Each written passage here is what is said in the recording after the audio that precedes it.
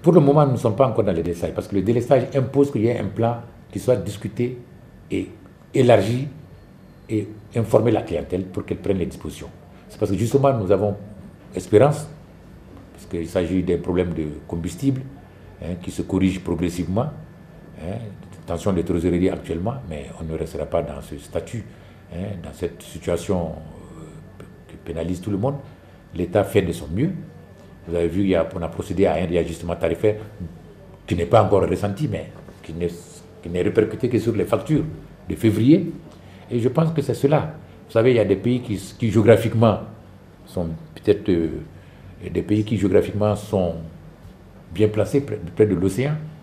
Nous utilisons de fortes quantités de combustible qui est importé, parce que nous ne sommes pas producteurs, le Mali n'est pas producteur de pétrole.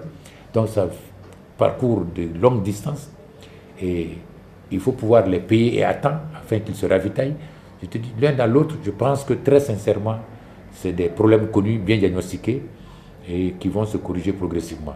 Mais à propos de la hausse, le réajustement tarifaire de 3 à 7%, tout ça c'est pour procurer à la société des ressources supplémentaires. Nous sommes à peu près dans les 200 000 clients, 250, 200 clients. Donc, il y a encore, nous sommes 14 millions de Maliens. Beaucoup attendent l'électricité. Que ceux qui l'ont acceptent ce petit effort afin que on puisse faire des investissements qui sont des investissements très lourds. On ne construit pas un barrage en 2 ans, en 3 ans. On ne fait pas une ligne d'interconnexion en 2 ans, 3 ans. Encore moins une centrale thermique en 2 ans. Et tout cela nécessite des ressources. Alors, nous sommes d'accord avec les exigences de la clientèle, exigences de satisfaction, qui est la raison d'être de l'entreprise. Mais vous comprenez que si les moyens ne sont pas réunis et si les uns et les autres ne sont pas dans une démarche d'effort global, l'État seul ne pouvant pas, parce qu'aujourd'hui, par exemple, il y a l'effort de guerre, il y a d'autres priorités. Mais voilà qui a amené l'État et la CRE, la commission de régulation, à faire ce réajustement. Et depuis des années, on avait des tarifs qui étaient un bouge. Alors vous voyez bien que ce n'est pas soutenable, ce décalage structurel. Actuellement, en grandeur de choses, nous produisons grosso modo le kilowatt-heure à 140 francs CFA pour le revendre à peu près à 94-95 francs.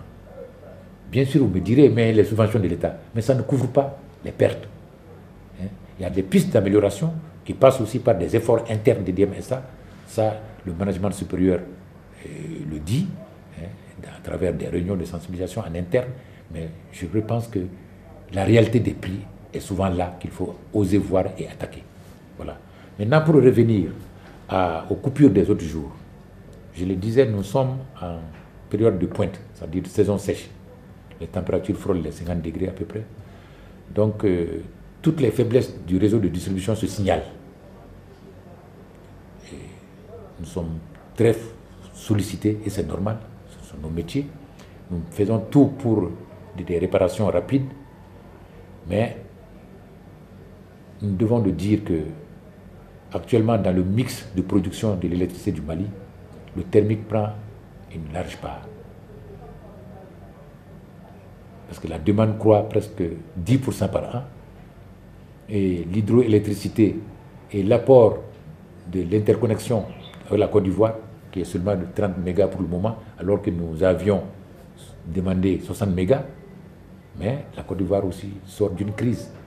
Elle est en relance économique. Donc nous comprenons, mais nous attendons encore que nos souhaits soient vraiment exaucés à travers une augmentation de notre demande. Donc, tout cela, pour le moment, fait qu'aujourd'hui, l'offre est inférieure à la demande. Donc, voilà ce qui explique que pour sauvegarder la nuit, parce que nous sommes un pays en guerre, nous mettons beaucoup l'accent sur la sauvegarde de la nuit. Et si, sauf incident indépendant de notre volonté, nous souhaitons que, en tout cas, la nuit, parce que l'obscurité est source de danger, nous mettons beaucoup l'accent sur comment sauver la nuit.